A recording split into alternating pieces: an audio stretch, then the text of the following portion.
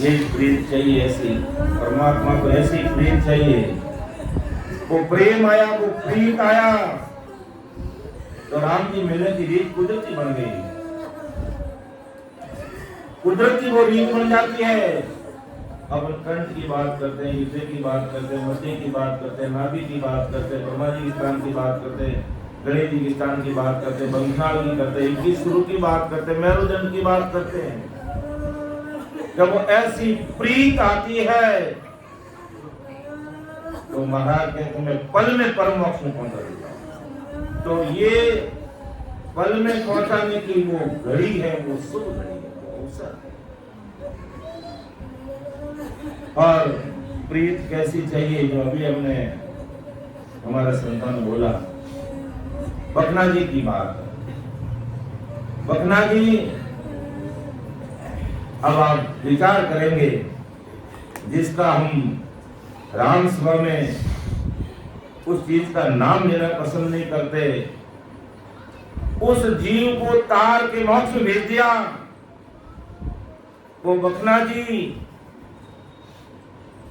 काला पानी बेचने का धंधा करते थे। अब उससे और मोटा क्या काम हो सकता है? हालांकि दुनिया के लिए तो मोटा काम है। अब वो शराब का धंधा करते, कहते सदगुरु जी महाराज के दर्शन का कैसा सुकृत बनता है, वो बकना जी में देखने को मिला। बकना जी काले पानी की दुकान चलाते और कहीं रावड़ा में वो काले पानी की बोतलें लेनी थी, वो काले पानी की बोतलें लेनी थी। बकना जी की धोती पहनी हुई थी और खोस से टांगी हुई थी।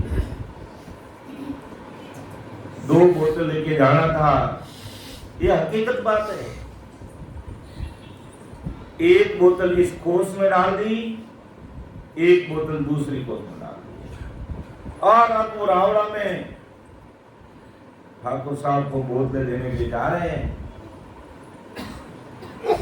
कहते सुबह सुबह का समय था और दादू जी महाराज रमणी में निकले हुए थे और सामने से बकना जी आ रहे थे। बकना जी भले ही काले पानी बेचने का धंधा करते थे, लेकिन संतों के प्रति आदर भाव था। भले ही वो दवाई लेने वाले थे, लेकिन संतों के प्रति मान सम्मान में उनकी कोई कमी नहीं थी। और पता चल गया दादू जी को, सब पूरा गांव शहर जानता, इतने बड़े महापुरुष है, संत है और मेरे सामने आ रहे हैं। बकना जी ने आव देखा, कोई ताव देखा, संतों के सामने नतमस्तक हो गए, दंडोत प्रणाम करने लगे। अब दंडवत प्रणाम कर रहे हैं। एक कोस में से बोतल जैसे ही नीचे हुए, बोतल इधर से बाहर आ गई और गड़ गड़ गड़ गड़ गड़ गड़ गड़ गड़ गड़ गड़ गुड़ती गुड़ती गुड़ती गुड़ती एक ही तरफ चली गई। दूसरी बोतल इस खोस से निकली, गड़ गड़ गड़ गड़ गड़ गड़ गड़ गड़ गुड़ती गुड़ती वो इधर चली। दोनों बोतलें एक इस तरफ, एक बोतल इस तरफ। दादू जी महाराज के चरणों में नतमस्तक हो गए बकना जी। काले पानी की बोतलें लेके जा रहे थे, बोतलें साथ में थी, लेकिन संतान ने है दृष्टि से नहीं देखा। तो ये क्या करा, तू तो काला पानी पीना, मुझे कैसे प्रणाम कर रहा? नहीं, संतान ने उन काले पानी की बोतलों को नहीं देखा, बकना जी के हृदय को देखा, बकना जी के भाव को स्वीकार किया और दंडवत प्रणाम करने के बाद कहा तू खड़े हो, अपने घरे लगाया। ऐसा नहीं कि ऐसा धंधा करा तो यहां से चला जाए, बस नहीं। क्यों राम जी उसमें भी बैठे हैं, उसका भी उद्धार करना है संतों को। राम जी उसमें ही बैठे हैं, उसका उद्धार करना। संतों ने तय कर लिया, मैं बकना जी को उतारूंगा, परम मोक्ष में भेजूंगा और मेरा पार्टी सिख बनाऊंगा। संतों ने क्यों कहते हैं संत पानी और संतों का कायदा नियम का रहता है। पानी कहाँ है, डालो डाल उतरता पानी, डालो डाल चला जाता है। और संत जो नतमस्तक होते हैं, न्यून करते हैं, नमस्कार करते हैं, उन पर उनकी निजमेर हो जाती है। और वही निजमेर दादू जी महाराज की निजमेर है जो बकना जी पर हो गई। और बकना बेटा बकना मेरे पास आ, उसको गले लगाया संतों ने, जबकि उसके हाथ में तो बोतलें थी, लेकिन बोतलों को नहीं देखा, हृदय को देखा, भाव को देखा, पहचान लिया, स्वीकार कर लिया। का बेटा बकना, जैसे हमारे युवा संतों का सीताजी का कितना अच्छा कंठ है, वैसा का वैसा कंठ बकना जी का था। लेकिन बकना जी उस कंठ का प्रयोग कहाँ करते, होली आने पर होली के गीत गाते, होली के गीत गाने में, फागुन के गीत गाने में बड़े मधुर बोलते।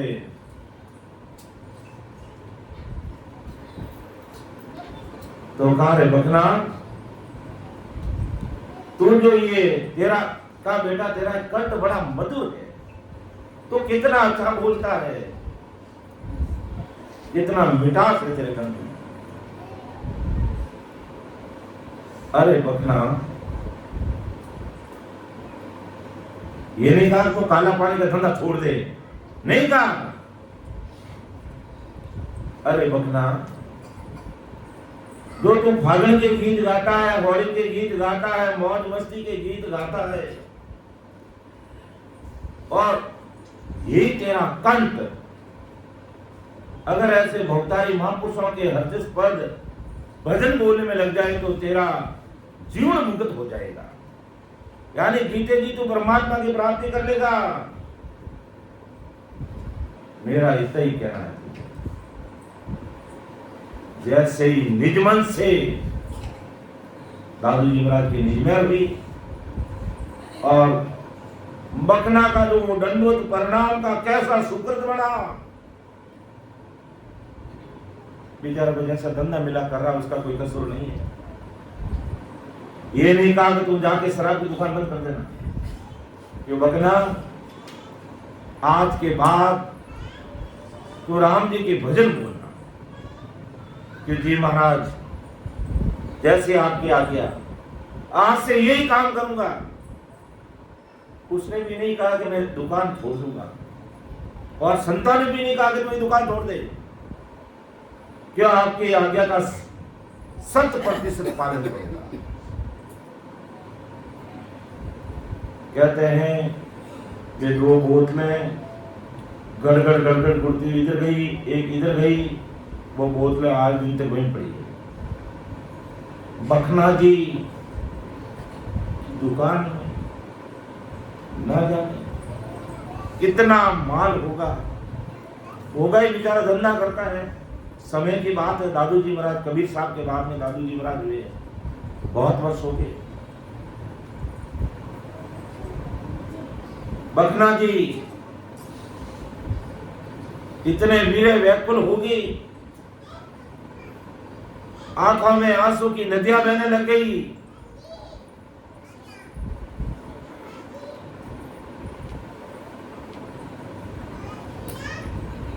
न तो वहां पे जाकर के उस दुकान के हाथ लगाया, और न अपने घर पे ले। कहा महाराज आपकी आज्ञा का 100% पालन करूंगा, आज के बाद राम के गुणी गाऊंगा। तो दादू जी महाराज का बेटा तेरा कल्याण हो जाएगा। बाकी फागुन के गीत गाने से, मौज मस्ती के गीत गाने से जीवात्मा का कार्य होगा नहीं। इतनी बात हृदय में लग गई मकना जी के, और दादू जी महाराज की सेवा में लग गया, छोड़ दिया। दादू जी महाराज ने कहा तो छोड़, अपना आप कुदरत जी छूट गया। और कैसा वो दंडवत प्रणाम का सुकृत बना कि दादू जी महाराज का वो परम शिष्य बन गया, भक्ति में भजन में बहुत आगे बढ़ गया। और समय बीतता गया और दादू जी महाराज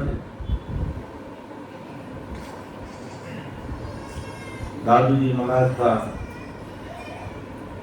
संसारिक काया त्यागने का समय आ, और मकना इतना प्रतीत प्रेम के साथ भजन करता, इतना गुरु महाराज के साथ गुण मिल गया, एक पलक भी गुरु महाराज को नहीं छोड़ता।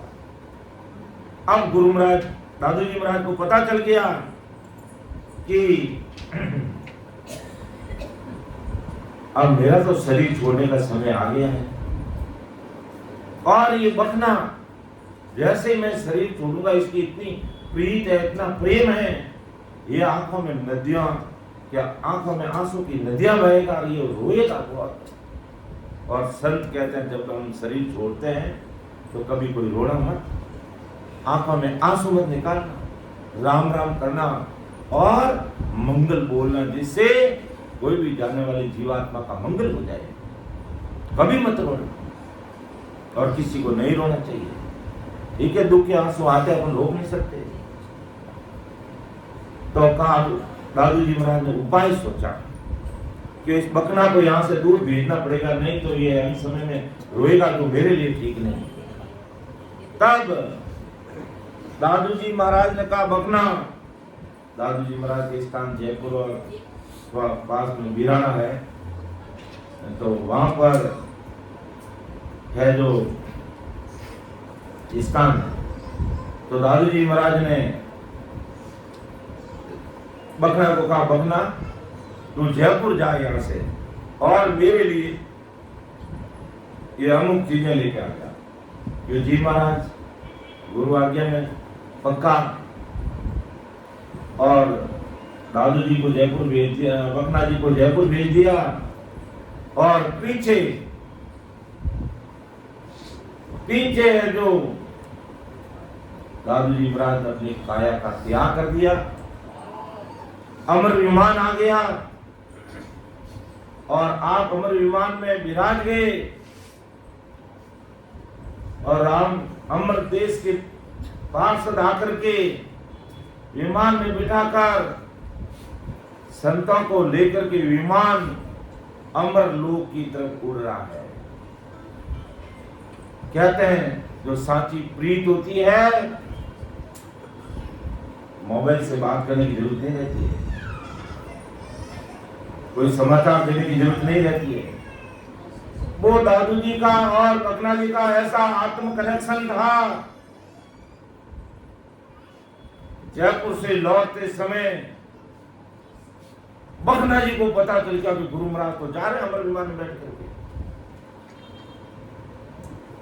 तब उस समय दादू जी ने कहा, बकना जी ने बोला कि मैं अर्ज करूं गुरु दादू, मारी प्रीत निभाजो आदू।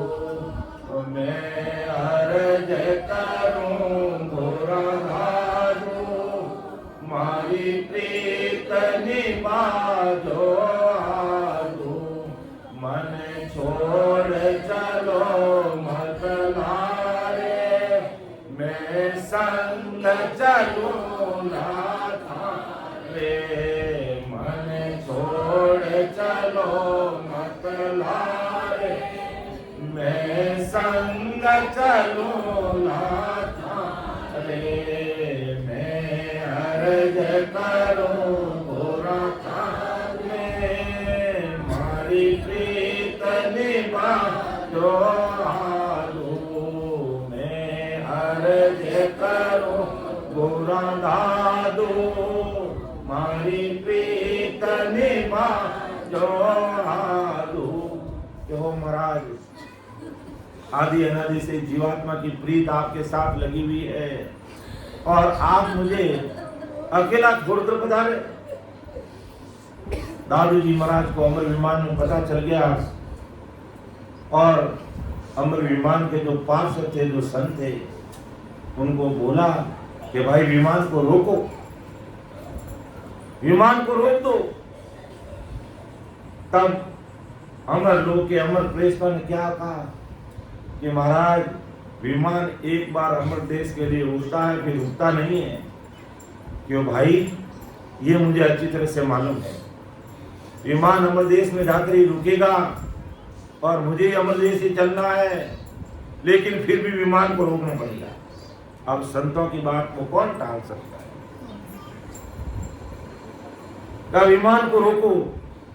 तो महाराज संसारिक काया का आप त्याग कर दिया, आपकी दिव्य काया है, बखना कैसे पहचानेगा तुम्हें? क्यों संसारिक काया वापिस पढ़ाऊंगा, लेकिन बखना को गले लगा के जाऊंगा, उसको सांत्वना दे के जाऊंगा। क्यों मेरी प्रीत और इतना वो मेरा परम शिष्य है, वो भक्ति करने वाला है। अमर विमान रोकते, संसारिक काया को वापिस धारण करते और बखना को गले लगाते। जयपुर और बिरना की कांकड़ में का बखना, मेरा संसारिक काया त्यागने का बेटा समय हो गया है और तेरी उम्र अभी बड़ी है। तू खूब भजन सिमरन करते रहना और तुझे लेने के लिए मैं अमर विमान लेके आऊंगा। तू चिंता मत कर और तू भी अमर लोक चलेगा। लेकिन तेरा संसारिक जो समय है, संसार में भजन करते हुए तो इसको पूरा कर और फिर जो अमर विमान, जब संसारिक समय तेरा संसार रूपी पूंजी खत्म हो जाएगी, मैं खुद अमर विमान लेके तुझे लेने के लिए आऊंगा। इसलिए तू चिंता मत कर और गुरु ज्ञान को, इस सत्संग की सता को, नहचर निज नाम की सता को, राम जी के राम नाम को जन जन तक पहुंचाते रहना और समय होते अमर विमान आ जाएगा तुझे कहा। ऐसी सांत्वना देकर के फिर वापिस संसारिक काया का त्याग करके दिव्य काया धारण करके अमर विमान में विराज करके अब का अमर लोक के संतों को पास लोग भाई अब अमर लोक चलते हैं। तो ऐसा प्रेम, ऐसी प्रीत जो आज महापुरुषों के अनविवाहित वचनों के प्रति इस राम स्वयं देख और ऐसी प्रीत, ऐसा प्रेम का परिणाम क्या निकला कि सत्य स्वरूप आनंद पद अमर लोक से वो महापुरुषों की जैव सदा घट घट में प्रकट हो गई और जन्मों जन्म का मैल उनके आंखों में आंसुओं के द्वारा बाहर निकल गया और शरीर फूल की तरह हल्का हो गया और इतना ही आनंद की अनुभूति हो गया है जिसको शब्दों में बखान नहीं कर सकते। तो वो महापुरुष, उनका व्रत कितना भारी है, रहनी करनी नहीं देखते, गुण अवगुण नहीं देखते, खान पान नहीं देखते कि ये क्या खाता है, क्या पीता है, क्या बीड़ी पीता है, सिगरेट पीता है, उसको जैसा संग मिला वैसा रंग लग गया। लेकिन संतों ने मन में धार दिया ये चाहे बीड़ी पीता है, चाहे मांस खाता है, चाहे शराब पीता है, लेकिन संतों की नजर से नजर मिल जाती है, उसका उद्धार कर देते हैं, कोई गुण अवगुण नहीं देखते। यही भारी पीड़ित है, वही महापुरुषों का इतना भारी पीड़ित है कि जो मेरी सत्संग में, यानी महापुरुषों की केवली महापुरुषों की सत्संग में कोई भी भाई बहन किसी भी भाव से आ गया है और बैठ गया है, आज नहीं तो कल उनको भी महाराज परम मोक्ष की प्राप्ति है। इतना भगवंता ने धन्य हो, धन्य हो। ये केवल इन महापुरुषों की सत्संग का पराक्रम है, ये सुकृत है, ये निजमेर है। ऐसी ये सदा काम करती है, सारे मन के मैल, सारे मैल को आंखों के आंसू द्वारा बांध लगा और एकदम कंचन काया कर दिया। और इतनी आनंद की अनुभूति हो रही है जिसको शब्दों में बखान नहीं। समय का भी तकाजा है, ज्यादा समय नहीं लेंगे, लेकिन क्योंकि आज इस कार्यक्रम का इस जगह पर इस राम सभा में सत्संग का अंतिम दिवस है, तो हमेशा की तरह क्या तो हम सदगुरु सता का अंग लेकर के महापुरुषों की सता का बखान करते हैं, या फिर ऐसे महापुरुष तो इस धरती पर आए उनका कैसा पराक्रम है उस पर अपन थोड़ी चर्चा करते हुए समापन की तरफ आगे बढ़ेंगे। क्योंकि अभी समापन करेंगे तब तक हमें 1 घंटा और लग जाएगा, इसलिए मैं अब ज्यादा समय नहीं लूंगा, तो आप थोड़ा धैर्य बना के रहेंगे और फिर उत्सव करते हुए महापुरुषों के हृदय पदा बोलते हुए हम समापन की तरफ बढ़ेंगे और प्रसाद पाते हुए महाप्रसाद लेते हुए सभी भाई बहन विसर्जन करेंगे। तो थोड़ा सा धैर्य बनाए रखेंगे। तो परम दयाल सदगुरु सुखराम जी महाराज इस धराधरती पर पधारे, उनकी सत्ता का क्या पराक्रम है जो महाराज समझा रहे हैं कि मैं आयो इन कारण भाई, सो परगट सुन लो जुग माही, ने अंचर खानो सुन होई, पुराव ब्रह्म को कयन कोई, सोने अंचर दे मुझ ताई, सतगुरु भेजाया जुग माही, आत्म हंस जाय के लाभो, पार ब्रह्म के लोक पटाओ। अब महाराज मतलब मैं संसार में क्यों आया, कि मैं आयो के कारण भाई सो प्रगट सुन लो जुग माई, कि पूरे जुग संसार के सारे भाई बहन सुन लो, नहंचर खांडो सुनो जी, वो नहंचर निज नाम रूपी जो खांडा दे करके उस ससुर साहिब ने मुझे भेजा है, वो नाम ब्रह्म को कहे न कोई, उस नहंचर निज नाम वो ब्रह्म ससुर परमात्मा का नाम है, संसार के भाई बहन जानते हैं। तो सो नहंचर दे मुझे ताई, ऐसा वो नहंचर दे करके मुझे सदगुरु साहिब ने भेजा है कि सदगुरु भेजियो या जुगमाई, इसलिए भेजा कि आत्म हंस जाय के लाओ, पार ब्रह्म के लोक पटाओ। कि आत्म हंस अर्थात इस आत्मा में परमात्मा मिलते हैं और उस परमात्मा को जानने वाले समझने वाले सब भाई बहनों को परम सुख में भेज दो, महासुखों के देश में भेज दो। और इसीलिए मैं इस संसार में आया हूं। और अनंत क्रोध आगे जन आया, आत्म हंस जावन भाया, सोई रीत हमारी होई, ब्रह्मारीत और क्यों तोई। कि अनंत क्रोध आगे चला है और आत्म हंस व्यावन, कि इस आत्मा की शादी करने के लिए, अर्थात आत्मा की शादी का मतलब जीवात्मा को राम जी से मिला है, यही आत्मा की शादी है।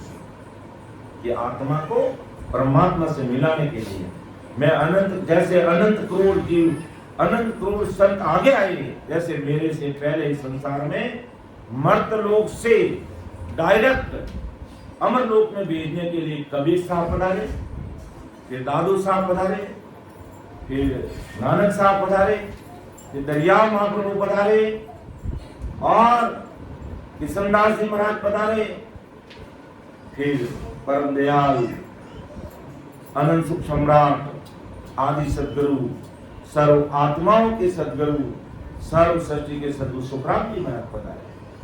तो अनंत करोड़ आगे जन आया आत्म हंस ब्याह में, सोई रीत हमारी, कोई रीत पांत, कोई नैत निंदाम की सता लेकर के मैं इस संसार में आया हूं और अनंत जीवों को संसार में भेज दूंगा।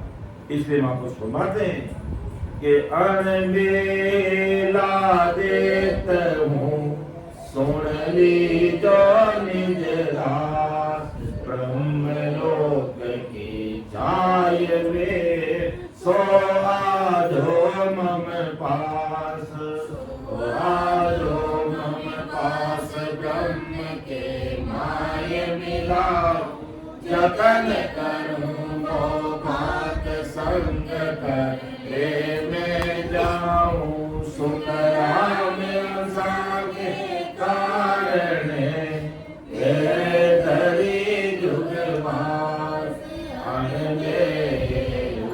देख हूँ सुन ली जो निज दास। तो वो महापुरुष अपने अनभिवाही वचनों के द्वारा हमें चिन्ह है कि अण बे हिला दे। तो अण बे अर्थात तो ससुर परमात्मा के देश की वाणी अण बे यानी भयरहित वाणी, अण बे यानी भयरहित वाणी मैं लेकर के वहां से आया हूं। अण बे हिला देता हूं, वो भयरहित वाणी बोल के तुम्हें चेता रहा हूं, समझा रहा हूं। सुन ली जो निजदास, जो मेरे निजदास हो वो सारी मेरी बात को सुन लो।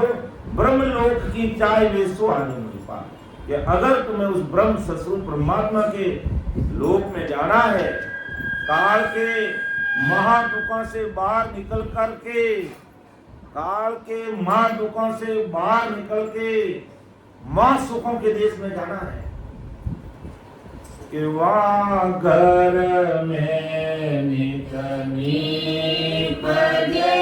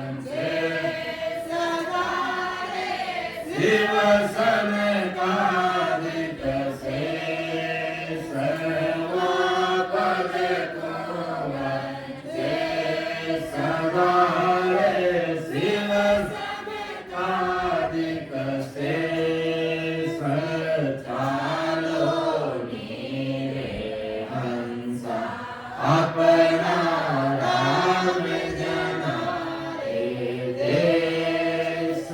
कैसा वो देश? अनंत हंस क्या करे? आनंदित हो गया। अनंत हंस कैला करे वो सुख सागर की थी कि वहां घर में नित्य नींदे मुक्ता मोती थी। वो मुक्ति और मोती यानी परम मोक्ष रूपी मोती वो मिल जाए और अनंत हंस आनंद दे जाए। और बहुत ताई हंस बिराजिया, बहुत ताई हंस वहां बिराजे और अज हूं बहुत ताई जा भय दुख तो यहाँ पे नहीं। महाराज सदगुरु जी महाराज साथ है तो ऐसा सदगुरु जी महाराज साधु ही मां को समय कह दिया है कि ब्रह्म लोक की चाय वे कि उन अमर लोक की चाय वे सो आजो मुझ पास, यानी मेरे इस ज्ञान मेरे इस सत्संग को सुनो समझो और अगर तुम्हारे हृदय में बैठ जाए तो मैं तुम्हें परम मोक्ष की प्राप्ति करा। वो सदगुरु साहिब के वचन है, ये ना हमारे वचन नहीं या कोई कवि की कविता नहीं है, ये महापुरुषों के अनविवाहित वचन है और उन वचनों में इतनी भारी शक्ति है जिस पर व्यक्ति के हृदय में बैठ जाती है तो जरूर इसको स्वीकार करो और नहीं बैठती है कोई बात नहीं। अपने जैसा भी आप अपने पूजा पाठ अपना अपना इष्ट का शरीर गुमान करते हैं बस। जब भी समझ में आए कि नहीं काल के माध्यमों से निकल करके मुझे ससुर परमात्मा के देश में पहुंचना है, जरूर ऐसे महापुरुषों के शब्दों पर विचार करना, चिंतन करना, मनन करना, बुद्धि लगाना, दिमाग लगाना, चिंतन करना, मनन करना कि सो आजो तुम पास ब्रह्म के माय मिलो, मैं उस राम जी के देश में भेज दूंगा तुम्हें, जतन करूंगा भात संग कर लेने जाऊं। जैसे माई बच्चे का कैसे जतन करती है इसी प्रकार अपन आज 5 दिन से महापुरुषों के शब्द सुनने महाराज कैसे कैसे किस तरीके से जतन कर करके हमें समझा रहे। कभी जीव को फटकार के समझाते हैं, कभी इसका लाड लड़ा के समझाते हैं, कभी प्यार से समझाते हैं, कभी तेज भाषा में बोलते हैं, कभी साधारण भाषा में बोलते हैं, कभी प्यार की भाषा में बोलते हैं और कभी जैसे कैसे ही ये जीव मां कुकर से निकल करके मां सुखम में चला जाएगा। ये इसीलिए महापुरुष बता रहे हैं, इसलिए महापुरुष बता रहे हैं कि जतन करूं वो बाग संग कर लेने जाऊं सुखराम हंसा के कारण वे धरी जुबान कि मैं तो अमर लोक से आया का मां सुख है लेकिन मैं मर्दलोक की कीचड़ में क्यों आया कि जन्म जालम की त्रास सूं हंसा करी पुकार सुखिया सायब आविया ले जन को अवतार के जन्म जालम की त्रास में से जीवन ने पुकार करी, हे राम जी हम आपके ज्ञान को तो समझ नहीं सके लेकिन संसार के करने कर्मों में रहकर ऐसे ऐसे कर्म बंधन कर लिए और हम नरक में पड़ गए और नरक में पड़ गए तो वहां पर जमदूत हमें 24 घंटे मारते हैं। तो फिर उन जमदूतों की मार के कारण नरक कुंड में पड़े जीवन ने परमात्मा से पुकार की कि राम जी हमें इतना ध्यान था नहीं, राम जी की भक्ति और राम नाम लिया नहीं और मायावी जगत में रहते हुए हमारी सांसा रूपी पूंजी का सदुपयोग इसमें क्या करने कर्म में घर की जानवत में गलत खान पान में दुर्व्यसनों में कर दिया और रिजल्ट क्या मिला नरक में पड़ गए और अब बुरा हाल हो रहा है। जमदूत ले दे 24 घंटे मारता तब उन जीवों ने एक साथ पुकार करी तब उस ससुर साहिब ने नरक कुंड में पड़े हुए जीवों पर दया की और ऐसे महापुरुषों को इस धरती पर प्रकट कर दिया। तो महाराज ने कहा कि जम जालम की त्रासों हंसा करी पुकार कि जमदूतों ने त्रास करनी शुरू की, जीवों ने त्रायमान जीव करने लगे। तो जम जालम की त्रासों हंसा करी पुकार सुखिया साहिब भेजिया, सुखिया साहिब आविया ले जन को अवतार कि जब जमदूतों ने जीवों को मारा, जीव त्राहिमाम करने लगे और परमात्मा को पुकार करी, राम जी आप ही अब उबार सकते हो। तब ससुर साहिब ने ऐसे महापुरुषों को परम दयाल अनंत सुख सम्राट आदि सतगुरु सुखराम जी महाराज जैसे महापुरुषों को इस धराधरती पर भेजा और कहा कि इनको इन जमदूतों से छुड़ा दो, इनको काल से निकाल दो, इनको महादुख से निकाल दो और प्रेम से इनको राम राम करा के अमर लोक में भेज दो। फिर कभी भी ये जमदूत के हाथ नहीं आएंगे, काल उनके नजदीक नहीं आएगा, हाथ नहीं लगाएगा, क्योंकि राम जी के नाम का प्रातः ही ऐसे ही है कि जिन मुख में हरि नाम करम को जोरन लागे, भूत प्रेत छल शीघ्र जम से भागे, विके व्याध सब जाए रोग, पे नहीं कोई 84 को काट जीत निर्मल होई, देव करे प्रणाम विष्णु ब्रह्मा पावे, जन सुखिया निज नाम ब्रह्म के माय मिलावे। तो परम दयाल सतगुरु सुखराम जी बात माते कि चिण मुख में हरि नाम, जो सारे दुखों का हरण करके मां सुखों में भेजने वाले परमात्मा का नाम है राम नाम। ढाई अक्षर प्रेम की, ढाई अक्षर ही राम। बस इस राम जी के नाम का स्मरण करना, ना कोई जप करना, ना कोई तप करना, ना कोई तीर्थ करना, ना कोई व्रत करना, ना कोई उपवास करना, ना कोई आका लाना, ना कोई अगरबत्ती, ना कोई भेंट, ना कोई पूजा। मैं तो इनको मंगला जो कह रहा हूँ, माला वगैरह तुम्हारे यहाँ महाराज के लिए माला की जरूरत नहीं, ये सब बाहर की चीजें हैं, जरूरत नहीं, तुम्हारा भाव है अच्छी बात है, इसकी जरूरत ही नहीं। माला चाहिए, राम नाम की माला फेरो, 108 नियम की माला नहीं फेरनी। लोगों बोलो ये भाव जी बेर कराए 108 नियम माला की माला फेरनी, 3.5 करोड़ मिलियों की माला फेरनी, 3.5 करोड़ मिलियन, यानी हमारी ये रुमाली शरीर की जो माल है ये 3.5 करोड़ है। ऐसे राम जी के नाम में रत्न हटाओ कि एक सांस में 3.5 करोड़ ये मिलियों की माला फेरेगी, राम नाम बोलेंगे और एक सांस में 20 नाम अंदर गए तो माला माल हो जाओगे, 70 करोड़ नाम एक सांस में अंदर जाएगा। लेकिन उसके लिए बखना जी की कैसी प्रीत लानी पड़ेगी। अंश में आया था तुलसा जी ने कैसी प्रीत प्रकट की, और अंश में आता जो आदमी किस प्रकार लाचार नजर आता है, ऐसी लाचारी, ऐसा प्रेम, ऐसी प्रीत हमारे में आएगी, पल में काम हो जाएगा, पल में राम जी कृपा कर देंगे, ज्यादा समय नहीं लगेगा। इसलिए मुख में हरि नाम कर्म को जोड़ न लागे, भूत प्रेत छल छिद्र जमदूरा से भागे, और विखे व्याध 5 विषय वास्तव में हमारा लगा हुआ है, 5 विषय में दिल दिमाग वो सब कुदरती रोग खत्म हो जाता है, कुदरती खत्म हो जाता है। आंखें संतों के दर्शन जाएगी, कान संतों की भजन सुनेगी, और ये मुख की जीभ है जो राम रस पिएगी, और ये नाक बाहर के परफ्यूम की सुगंध नहीं लेगी, कुदरती जो भजन करने की सुगंध आती है सुगंध ले, और स्पर्श इंद्रिय की जगह वो परमात्मा से रस स्पर्श होगा, बदल जाएगा। जैसे ही राम जी का नाम गढ़ में प्रकट हुआ, उसकी दशा और दिशा बदल जाती है, उसकी रहनी और करनी बदल जाती है, उसका खान पान बदल जाता है, आचार और विचार बदल जाता है, और संसार में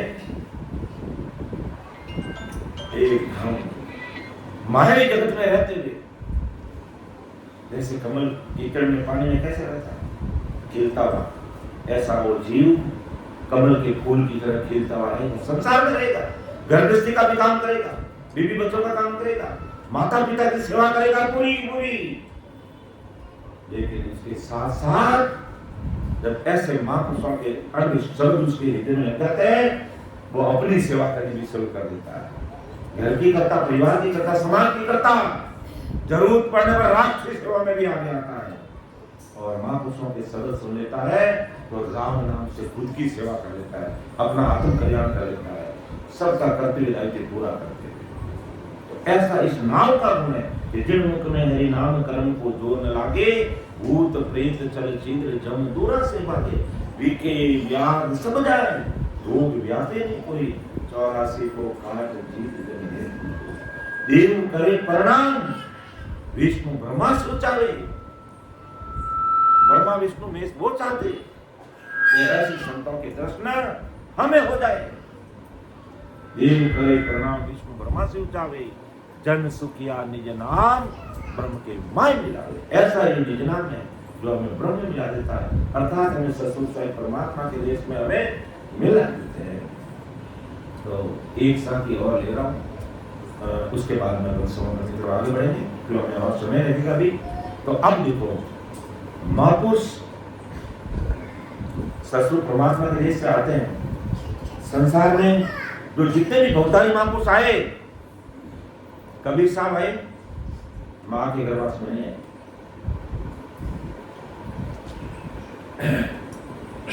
दरियाव जी महाराज पधारे, माँ के गर्भवास में है। परम दयाल सतगुरु सुखराम जी महाराज पधारे, माँ के गर्भवास में है। माँ के गर्भवास में वो कुदरती प्रकट हुए, और बिल्कुल सच्ची बात है। तो ऐसे महापुरुष कहते हैं, फरमाते हैं, परम दयाल सतगुरु सुखराम जी महाराज फरमाते हैं कि मैं हर युग में आता हूं। अब कलयुग में आए, जिस मर्द शरीर का नाम सुखराम जी था, मेरा नाम सुखराम जी पड़ गया, और अपन सुखराम जी लगते हैं। मैं सतयुग में आया, मेरा नाम और था। जिस शरीर में प्रकट हुआ वो मेरा नाम था। मैं त्रेता युग में आया, और उस त्रेता युग में जिस शरीर में प्रकट हुआ उसका नाम था, वो नाम मेरा हो गया। वो भी नाम लेके महाराज प्रमाण दिया इसे कि मैं सतयुग में आया तो मेरा क्या नाम था, मैं त्रेता युग में आया तो मेरा क्या नाम था, और द्वापर में आया तो मेरा क्या नाम था, और कलयुग में आया तो मेरा क्या नाम है। आज कलयुग में महाराज का नाम परम दयाल सतगुरु सुखराम जी महाराज नाम है, क्योंकि जो बालक ने शरीर छोड़ा, जिसमें आप प्रवेश हुए, उस बालक का नाम सुखराम जी था। इसलिए महाराज का नाम आज अपन परम दयाल अनंत सुख सम्राट आदि सतगुरु सुखराम जी महाराज। तो महाराज ने क्या फरमाया कि मौक पंत में तो कियो, मैं सतयुग में आण, अनंत जीव सुख राम के लिया मौक दिसतान। रात दिन पंत में रहो, निम कढ़ील नहीं खाई, सुख राम जम के शीस पर लात देर हंस जाय। एता हंस हम तारिया, त्रेता जुग दे धार, सुख राम क्रूर 99 हंस किया सोफा। क्रोड़ जीव मौसू मिल्या, द्वापुर में दे आई, सुख राम मौके को भेजिया, चौड़े तलब बजाए। भगवंता ने धन्य हो धन्य, तो मौत पंत जमराय के सिर ऊपर हो जाए। रात दिन सुख राम के हंसरया सिर गाई। अब महाराज ने प्रमाण दिया कि मैं मौक पंथ बैठो क्यों, मैं सतयुग में आया, मैं सतयुग में आया, और कितने जीवों को मौक में भेजा कि अनंत जीव सुख राम के लिया, अनंत जीवों को, जिसकी कोई गिनती नहीं है। मैं सतयुग में आया और अनंत जीवों को मौक में भेजा। फिर कि एता हंस हम तारिया, त्रेता जुग दे धार, सुख राम क्रोड़ 99 हंस किया सो पार। फिर मैं किसमें आया? त्रेता युग में आया। 99 करोड़ जीवों को मैंने मोक्ष में भेजा, 99 करोड़ जीवों को मोक्ष में भेजा। फिर क्रोड़ जीव मौसू मिल्या, द्वापुर में दे आई, सुख राम मौक को भेजिया, चौड़े तबल बजाई। क्रोड़ जीवों को मैंने द्वापुर में भेजा। और अब क्या है? कलयुग वारो मौके को भरत खंड के मान, भजन करे सो जीव रे, वारे उपजे आई, वारे उपजे आई। वर्गत आवे अर दर्शन कर कर हंस मोक तोड़ा लग, सुख राम चौबीसी पर घटे, सतयुग त्रेता माई, वारो मोख को भरत खंड के माई। ये तो भाई मैं चलूं। तो द्वापर में आया, क्रूर जीवों को मोक्ष में भेजा, और कलयुग वारो मोक्ष में, कलयुग वारो मोक्ष को भरत खंड के माई। ये कलयुग का पारा है, कलयुग का समय। और कलयुग में महाराज मत है कि भरत खंड से जीव मोक्ष में जाने का वारा है, समय है। और इस भरत खंड में परम दयाल अनंत सुख सम्राट आदि सद्गुरु सुखराम जी महाराज ने अवतार लिया है। तो भजन करे सो जीव रे, वारे उपजे, जो भजन करेंगे उसमें ये केवल ज्ञान प्रकट हो जाएगा, और करोड़ों ही जीव मोक्ष में जाएंगे। जा रहे हैं इस कलयुग में करोड़ों जीव मोक्ष में चले गए, करोड़ों मोक्ष जा रहे हैं, और करोड़ों मोक्ष भी आगे जाएंगे। ऐसी ये सदा कलयुग में विद्यमान है कि महाराज मैं शरीर से भले ही मौजूद नहीं हूँ, मैं तो चलिए अगम को भाई ज्ञान दे मतलोक में, कि मेरे ज्ञान को सुनकर समझकर भेद विधि से सिमरण करेगा, और उसके अंदर ये निजना, ये कुदरत कला सद्गुरु परमात्मा की सत्ता नयनचर के रूप में प्रकट हो जाएगी, और वो जीव करोड़ों जीव है जो इस कलयुग में मोक्ष में जाएंगे। अर्थात महाराज उसका की पूरी जो सृष्टि है, पूरी दुनिया में जितने भाई बहन है, इस कलयुग की उम्र है 4,32,000 वर्ष, उसमें मैं सब भाई बहनों को परमात्मा नहीं दूंगा। अब भाई बहन मुझे नहीं मानते हैं, कोई परवाह नहीं मुझे, क्योंकि इस धरा धरती पर मैं प्रकट हुआ, ये सत्ता लेकर के मैं आया हूँ महाराज मत है, तो मुझे इन जीवों को तारना, मैंने इन सबको मेरा परिवार मान लिया। इसलिए कोई गलत फहमी में मत रहना कि हम अमरलोक नहीं जाएंगे, सब अमरलोक जाएंगे। है समय लग सकता, भाई बच्चा समय पे काम में लग जाता तो वो काम जल्दी संभाले, और देरी से करता तो देरी से होता। पर इस जन्म में अगर अपन महाराज के शब्दों को सुनकर के समझ गए, इस जन्म में हंसते हंसते डग डग डग डग हंसते हुए मोक्ष विमान अमर विमान बैठ के मोक्ष में जाएंगे, और महाराज के शब्द तो हमारे कान में पड़ गई, हम अमर लोग जाने से बच नहीं सकते। आज निकला उसे जाएंगे, लेकिन नहीं समझ पाते हैं, माया जगत में फंसे रहते हैं, समय नहीं मिल पाता है, तो एक जन्म हमें और लेना पड़ेगा। और वो जन्म लेंगे तो जन्मते ही बोलेंगे राम राम साहब, सबको राम राम कहेंगे, जन्मते ही उसको गुटकी राम जी के नाम की मिलेगी। आज कोई राम राम करने वाला परिवार है, और वहाँ कोई बच्चा जन्मता है तो सबसे पहले माँ हो, चाहे दादी हो, दादा हो, नाना हो, कोई हो, चाहे उसकी माँ हो, चाहे उसकी मासी हो, चाहे उसकी दादी हो, चाहे उसकी नानी हो, हाथ में लेते जो राम राम करने वाले भाई बहन बोलेंगे बेटा बोल राम, वो जन्मते ही उसके तो वो राम नाम दिमाग में बैठ जाए, और जन्मते ही हम राम राम करने लगते हैं। जबकि इस जन्म में हमारे राम राम समझ में नहीं आ रहा है, क्योंकि हम मायावी जगत में ऐसे फंस गए हैं कि हमें राम राम समझ में नहीं आ रहा है। और जिस दिन समझ में आ गया तो वो अमर विमान भी आएगा हमारे, उसे कोई नहीं रोक सकता। तो समय का तकाजा है, आप बोलने को और कहने को तो बहुत कुछ है। महाराज की पराक्रम का कोई वार पार नहीं है, महाराज की सत्ता का कोई वार पार नहीं है। भले आप मुझे 10 घंटा और बोला देंगे तो मैं बिना नॉन स्टॉप बोल दूंगा, और आप कहेंगे वाणी जी मंगल कर देंगे तो भी मैं बोल दूंगा, कि ये कुदरत का करिश्मा, मेरे बस की बात नहीं है कि मैं कुछ बोल के समझा। बोलने बुलाने वाले सब कुछ करते हैं। हम तो यही कहते हैं कि बस मैं निर्दोष हूँ, मेरे से कोई गलती नहीं हो जाए, बस वो राम जी आप मुझे माफ करना, क्यों बोलने बुलाने वाले सब कुछ आप ही की। तो बोलने में मेरे से कोई शब्द कोई ऊपर नीचे हो सकते हैं, या हमारे 5 दिवसीय कार्यक्रम में हमारे साथ में जो संत आए बेंगलुरु से, यहाँ से हमारे बाल संतों से, युवा संतों से कोई बोलने में ऊपर नीचे हो तो सबको आप माफ़ करना, अन्यथा मत लेना। छोटा भाई समझ कर मुझे भी माफ़ करना, और कोई बोलने में फर्क हमारे संतों से रहा है तो उन सबको माफ़ करना, और प्रेम प्रीत से जितना आपको समय मिले जरूर राम स्मरण करते रहना। यही धन हमारे पले बंधेगा, यही धन हमारे साथ में चलेगा। बाकी अरबों खरबों की माया मेरे पास है, उसकी चाबी कोई और ले लेगा, एक टक्का भी साथ चलने वाला नहीं है। अगर धन चलेगा तो राम नाम का धन चलेगा। इसलिए मीराबाई का पायो जी मैंने राम रतन धन पायो, खायो न खूटे चोर न लूटे, दिन दिन बदत सवायो, पायो जी मैंने राम रतन धन पायो। तो उस राम रतन की धन को हमें एकत्रित करना है। तो मेरी वाणी को विराम देता हूँ।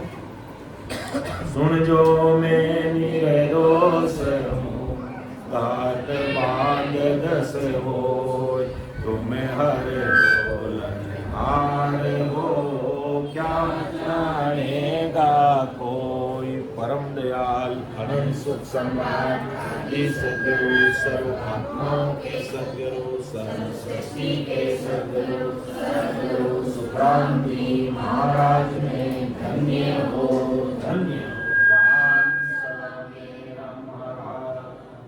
उपस्थित हमारे सभी भाई बहनों को मेरा बारंबार कोटि कोटि राम नाम सा प्रणाम।